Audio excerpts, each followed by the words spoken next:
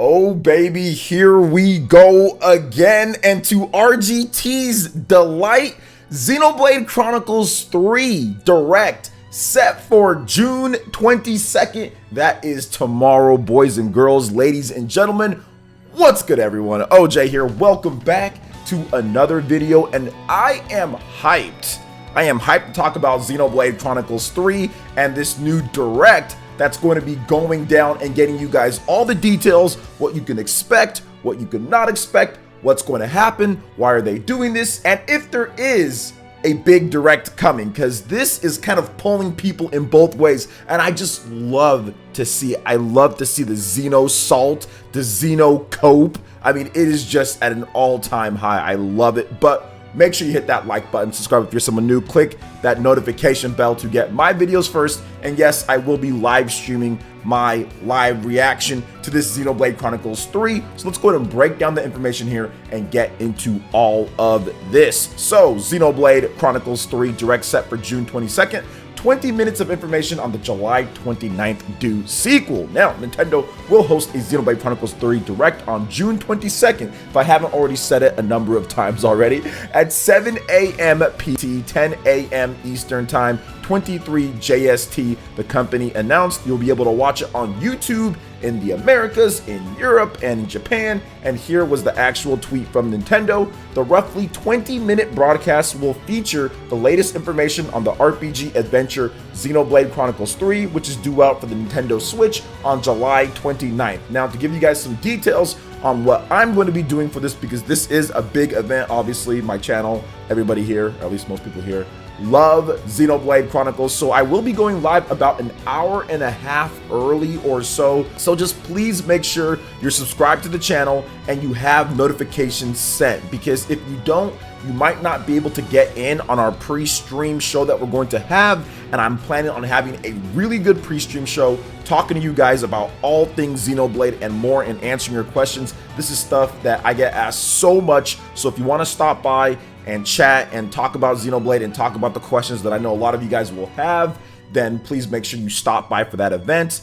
I'll be going live, like I said, about an hour and a half, or maybe even earlier than that. So it's going to be a very early morning for me over here in California, because it's at 7 a.m. that the show starts. So I'm going to be live well before that. So should be very interesting. Now, let's talk about this Direct that's set, and we'll talk about the normal Nintendo Direct that could be coming, or maybe will be coming, or the stuff that people are saying at this point. Now, this is very interesting, because the previous video that I did, I talked about Xenoblade Chronicles 3, the hype that's building, or bigger than anticipated, because of the Famitsu Most Wanted charts, and it actually passing up Final Fantasy 16 and being number 2 on the list. So I think obviously this Xenoblade Chronicles 3 Direct is going to be big for many people out there. But I also stated in that video that Nintendo has to detail more about Xenoblade Chronicles 3 pretty soon here, and I even thought there could be a Direct or a section focused on simply Xenoblade Chronicles 3, because they did that with Xenoblade Chronicles 2. It's just a little bit earlier than I thought that it would be, but hey, I will take it if we're getting some new information here. Now, it's roughly 20 minutes. Now, remember guys, this is not supposed to be some type of expose all, spoil all type of thing. With Xenoblade Chronicles 2, they did this, and they did not talk about everything. Some people are a little bit worried that they're going to reveal all the different battle and combat and different stuff that you can see, and that's not what they do. They only reveal a fraction of that stuff. A presentation like this is really just to get you more familiar with the characters. If you haven't been on Twitter, or if you haven't been on the Monolith Soft YouTube or the Japanese accounts, like, you can see some of that stuff, or if you haven't been watching it here, they post that stuff on their official accounts. But what this event is going to do, it's going to sum up the world, it's going to sum up the characters and kind of put in the major players and what you're doing. So if you haven't played Xenoblade Chronicles 1 and Xenoblade Chronicles 2, or if it's your first time, or if you just want to know a little bit more about how the world works in this game, they're going to put it all together. And that's what Xenoblade Chronicles 2 did. It gave you the world name, it gave you some of the major players, it gave you the basic plot of what was going on, the gist of things, and then it went into some small details here and there on the different mechanics mechanics that you can expect in battle and in other aspects of the game. Now, they haven't revealed everything with this game. Xenoblade always has a lot of different things that you can do with customization. Sometimes there's some world building aspects, not a lot, but sometimes they have a little bit of that. Xenoblade Chronicles 1 had that as well with the colonies. There is like the relationship webs and things like that. So they haven't really detailed that type of stuff too much. So I'm guessing they're going to detail that along with the story and along with what's going on in there, and also a basic rundown of the combat and what you can do in the game. And then in other trailers, as we get closer to Xenoblade Chronicles 3, they might go more in depth, like the All About Xenoblade Chronicles Definitive Edition trailer that they had, where they basically went over some of the easy gist of what Shulk can do and kind of the roles of each person. Now with this game, it's class based now. It's not purely blade based and switching back and forth like the Vanguard system from Xenoblade Chronicles 2 Torn of the Golden Country, or like Xenoblade Chronicles 2's blade system, where you're just kind of pumping the juice from the blade to the driver, then doing combos and chaining things up from there. It's class based, so they're definitely going to go over that and kind of talk about when you switch classes or probably what's going down with that. But the big thing that I know a lot of you guys are going to want to know about here is the Xenoblade Chronicles 3 Special Edition. What's going on with that? I think Nintendo has to tell us what is happening, because that was just a cluster, you know what? It was a mess up when it comes down to it, because so many people weren't able to order that. So they need to kind of have some goodwill with this and announce what's going on with it, how long maybe it's going to be, just say, hey, there will be copies, or try to give some people some confidence. I mean, they might not, but it would be a goodwill type of thing to do, especially after they said, hey, it's going to be available at this point. And then they said, okay, well, everything's getting destroyed, so we're going to take it down and we'll let you know about it later. So I would think that this would be the time to talk about it. Now, I'm excited for this. This is going to be really good. I'm going to be live streaming it. There's going to be some hype reactions. It's going to look good. It's going to play good. I'm excited. This is going to be an incredible game. I think it's going to be the best Xenoblade Chronicles game, and I am so hyped for this. So, of course, we'll talk about it more later, but this has gotten some other people that necessarily aren't so much into Xenoblade Chronicles, which that's okay, you guys can cope. But if you're listening to this video and want to know what's going down with the regular Nintendo Direct, I think that they have so much to talk about with this Xenoblade Chronicles 3 Direct. I think that they wanted to kind of get this in and get it out of the way. Get it in, get it out of the way, get it its own opportunity to shine before the big show kind of comes through. Because I still feel that there will be a regular Nintendo Direct, and there'll probably be a new trailer or maybe a little bit on Xenoblade in that Direct. But I feel that they wanted to kind of get this information out, because this is a big game. I know some people see Xenoblade as a smaller type of game. Most people don't know how much it sold. I'm seeing on Twitter saying, why are they spending so much time on a game that barely sold over 1 million, when that's not the case? It sold over 2 million with the base copy, and if you count Torna, I mean, Torna might have hit about 1 million or close to it if you consider the season passes and the individual releases of the game. So this is a pretty big franchise for Nintendo going forward. If you can sell 3 million plus, pretty much not losing its value, and of course the DLC with that. So to me, I think that Nintendo wants to really make sure that this game gets its opportunity and time to shine to build a bigger RPG franchise, because at this point, Xenoblade Chronicles 3 could be a 4 million seller. It can definitely be a 4 million seller with the amount of people that have the Nintendo Switch and the momentum that Xenoblade is carrying. So I think that that's the reason why Xenoblade is obviously getting quite a bit of attention here, which Xenoblade 2 got that same attention.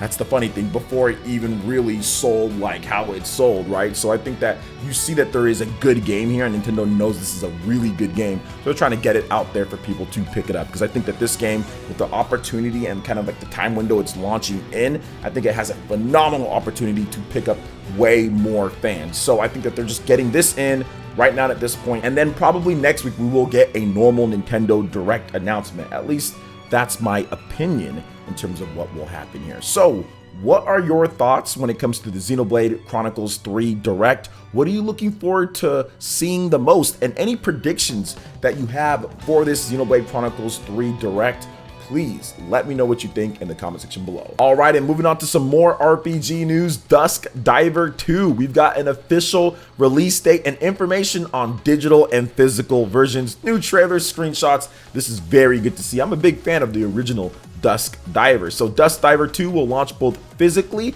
and digitally for PlayStation 4, PlayStation 5, and the Nintendo Switch on August 30th in the West, the company has announced. Now, the launch edition of the game will include a copy of the game, 44-page softcover art book, 17-track official soundtrack CD, and an exclusive trading card. Can't forget that trading card, guys. Now, the action game sequel already launched for the PlayStation 4 and Nintendo Switch in Japan and Asia, and PC via Steam worldwide on February 24th. Despite not officially launching in the West yet, all currently available versions of the game support English subtitles. So if you just can't wait, you can get it there, but I highly recommend probably getting a physical copy of this type of game because it might be worth a little bit more in the future when it comes to the Switch version at least. Now, here's a little bit more about Dusk Diver 2 if you're interested. So, Dusk Diver 2 continues the story of Yumo and her friends taking up arms once again to protect the human realm from dimensional evils that are covering the Taipei's bustling neighborhood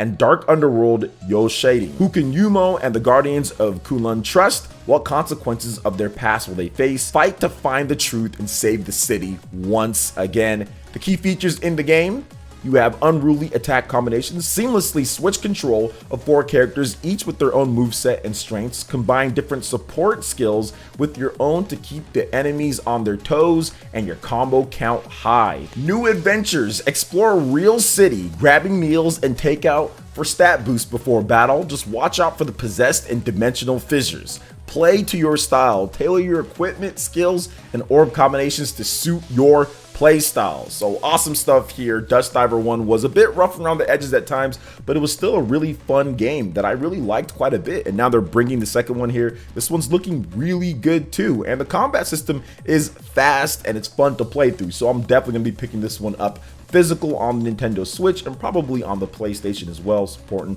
the devs here because I think that they did a great job for this like AA style of game. So what do you guys think about Dusk Diver 2, the new trailer and information here? Let me know in the comment section below. All right, and moving on to the next topic here, guys. Soul Hackers 2 gets some new gameplay footage. The Devil Summoners battle instructions. 8 minutes of brand new footage as we get closer to Soul Hackers 2 gameplay. So Atlus has released a new Soul Hackers 2 gameplay video titled Devil Summoners Battle Instructions. Now in the video, Victor, the Demon Fuser, gives viewers a rundown on combat, including dungeon capture, demons, exploration, and negotiation, commander skills, advanced strategies, and skills and gifts, demons, and growth. Soul Hackers 2 is due out for the PlayStation 5, PlayStation 4, Xbox Series, Xbox One, and PC via Steam on August 25th in Japan and August 26th worldwide. And of course, if you want more information on the game or what I've talked about it, links in the description below. But I'm actually really excited for Soul Hackers 2. I'm a big SMT fan. I'm a big Atlus fan. I love Persona. I love SMT. And I love the original Soul Hackers game. And I love the 3DS one on there. So them bringing this out is actually really cool. Going through and seeing the graphics and seeing the gameplay and seeing the exploration and kind of seeing what you can do in this game. It's like what you'd expect from Atlus, but it's still a whole different type of vibe. Even though you do some of the same things and you see the demons and everything, it's still a completely different game. And I think that this game is going to resonate with some fans that maybe they don't get into Persona as much. Maybe SMT isn't quite 100% their thing.